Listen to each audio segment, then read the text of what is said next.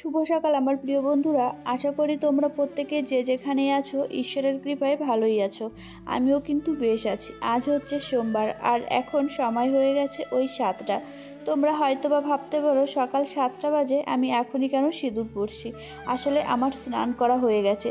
6:30 নাগাদ ঘুম থেকে উঠেছি, একদম ফ্রেশ না হয়ে স্নানটা করে নিয়েছি, কেননা মা হাঁটতে গেছে, মা হেঁটে আস্তে আস্তে বেজে যাবে 7:30। আমি তো মা না আসলে রান্না করতে পারছি না, কেননা মা কি রান্না হবে সেটা বলবে, তারপরেই রান্না করব। তাই ভাবলাম যেহেতু হাতে সময় রয়েছে আমি স্নানটা করে নিই। স্নান টান করে আমি নিচে চলে এসেছি, আর নিচে এসে দেখি দিদি কিন্তু রান্নাঘরের যে কাজকর্মগুলো থাকে সবগুলোই করে দিয়ে গেছে। আর এখন আমি প্রথমে বাসনগুলো গুছিয়ে নেব, তারপরে হচ্ছে চা করতে হবে, আরও যে সমস্ত কাজগুলো রয়েছে সেইগুলো সব আস্তে আস্তে করে নেব।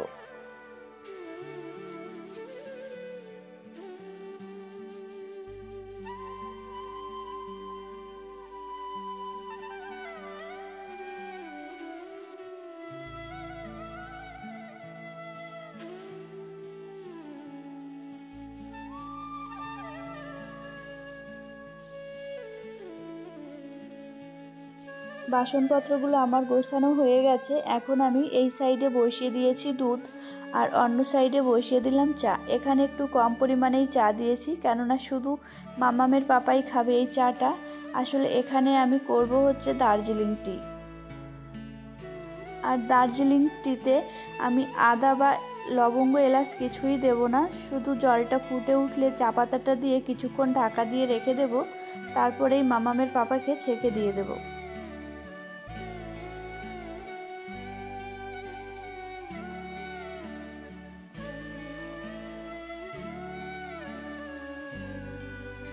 বাড়িতে যে দুধটা জোগাড় নেওয়া হয় সেখান থেকে প্রতিদিন 1 কাপ মতন দুধ রেখে দেওয়া হয় টক দই বানানোর জন্যে। আর কিছুটা দুধ দিয়ে বাবা কিন্তু চা খায়, আর বাকি দুধটা মামামের ভাই খায়। এখানে আজ আমি 3 রকমের চা করেছিলাম। একটা করেছিলাম দার্জিলিং টি, একটা করেছিলাম লিকার চা, আর একটা করেছিলাম হচ্ছে দুধ চা। দুধ চাটা করেছিলাম বাবার জন্যে, লিকার চাটা করেছিলাম আমাদের সবার জন্যে, আর দার্জিলিং টিটা করেছিলাম মামামের পাপার জন্যে।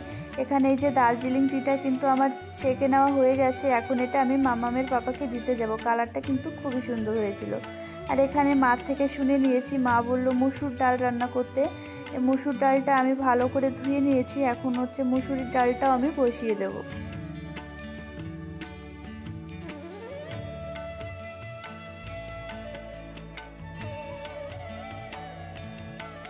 আজ আমার চা করতে অনেকটা বেশি টাইম লেগে গেছিলো, কেননা 3 রকমের চা করেছি। তারপরে আবার দুধ জাল দিতে দিতে মাম্মামও ঘুম থেকে উঠে গেছিলো, মাম্মামকেও মাঝে খাইয়ে দিয়েছি। তারপরে রান্না করতে করতে আমার কিছু বাসনপত্র হয়েছিল, সেই বাসনপত্রগুলোই আমি ধুয়ে নিচ্ছিলাম।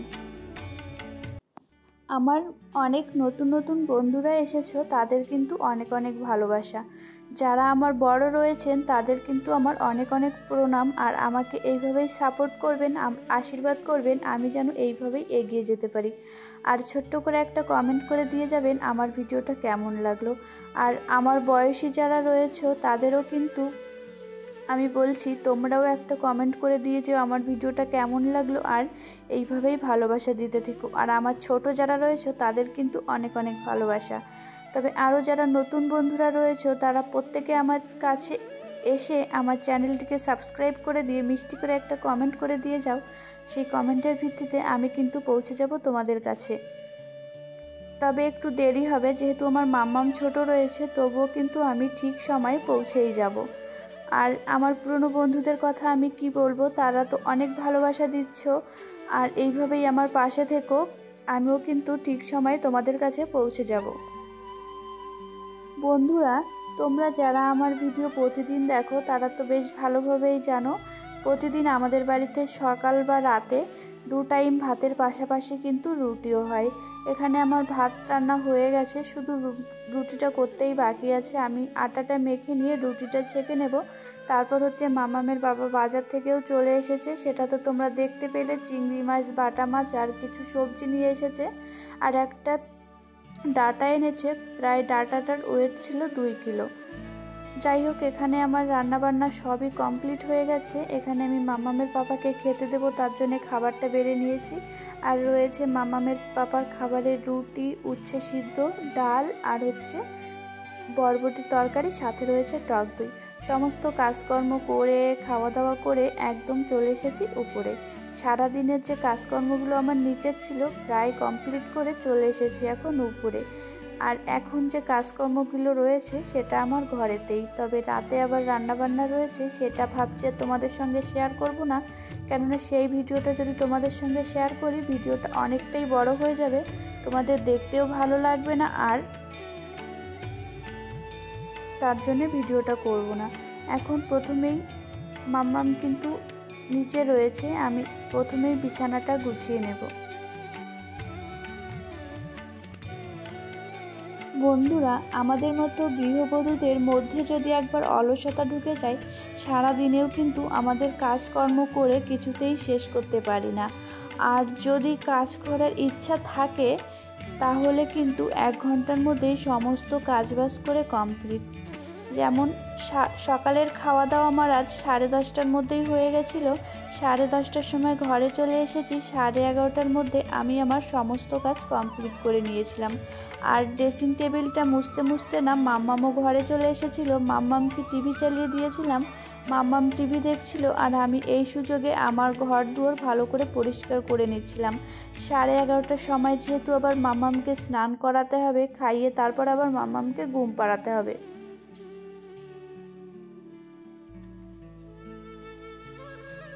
অনেক দিন ধরেই আমার ঘরের ফার্নিচারগুলো তেমনভাবে মোছা হচ্ছে না। আজ যেহেতু খাওয়া দাওয়া তাড়াতাড়ি হয়ে গেছে আর মাম্মামও নিচে ছিল বেশ খানিকক্ষণ সময়, সেই সুযোগে কিন্তু আমি আমার ড্রেসিং টেবিল, খাট, এই আলমারি, তারপর হচ্ছে বেলকনির আলমারি সমস্ত কিছুই না ভালো করে পরিষ্কার করে মুছে নিয়েছিলাম।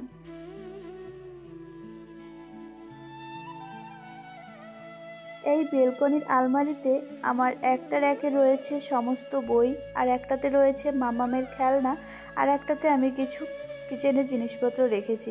আর আমার মাম্মামের কিন্তু অনেক টেডি বিয়ার রয়েছে, কেননা আমার মাম্মামের প্রথম বছর আমরা জন্মদিন করেছিলাম, সেখানে আমার মাম্মাম অনেক টেডি বিয়ার পেয়েছিল। তবে মাম্মামের অনেক দিদিরা ছিল, তাদেরও দিয়ে দিয়েছি, তবে এখনও অনেকই রয়েছে, তাই সব আলমারির মধ্যেই ঢোকানো রয়েছে। আমি ভাবলাম একটু বাইরে বের করে রাখলে জিনিসটা দেখতে ভালো লাগে, তাই আমি এখানে এই 3টে মতন বের করে রেখেছিলাম। আর এই বক্সটাতে আমি একটা তোশক ভরে রেখেছি। আসলে আমাদের ওই রুমটাতে একটা নতুন তোশক করা হয়েছে, যে পুরনো তোশকটা ছিল সেটা আমি রেখে দিয়েছি, কেননা অনেক সময় বাড়িতে আত্মীয় স্বজন আসলে কিন্তু জিনিসের প্রয়োজন হয়, এমনি রাখলে পরে কেমন দেখা যেত, তাই ভাবলাম ওই বক্সটার মধ্যে ভরে রাখি।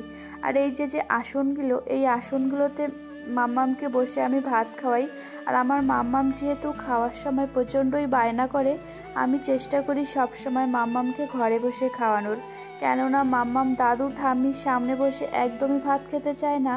আর নাতি নাতনি তো দাদু ঠাম্মির কাছে খুবই আদরের জিনিস, তাদের সামনে বসে খেতে গেলে মাম্মাম প্রচণ্ড পরিমাণে কান্না করে, আর কান্না করলে না মা বাবা খাওয়াতে দিতে চায় না, বলে ওকে খাওয়াতে হবে না, পরে খাইও।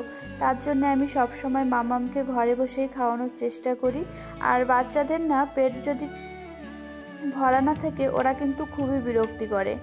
তারপরে এখানে আমার বেলকনিটাও গোছানো হয়ে গেছে, আর জলের বোতলগুলোতে আমি জল ভরে নিচ্ছি। আর আগে আমি কিন্তু ঘরেই জল রাখতাম, যেহেতু প্রচণ্ড পরিমাণে গরম পড়েছে, একটু ফ্রিজের জল না খেলে হয় না, তাই এখন না আমি আর ঘরে জল রাখি না, বড় বড় বোতল ভরে নিয়ে আসি আর ছোট ছোট বোতলেই ভরে রাখি।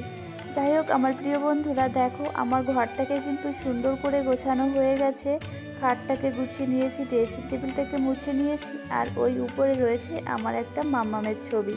আর এখানে টেবিলটাকেও সুন্দর করে মুছে নিয়েছি। আর আমি মাম্মামের ভাতটা না ঘরে নিয়ে এসেছিলাম, ওখানে ঢাকা দিয়ে রেখে দিয়েছি।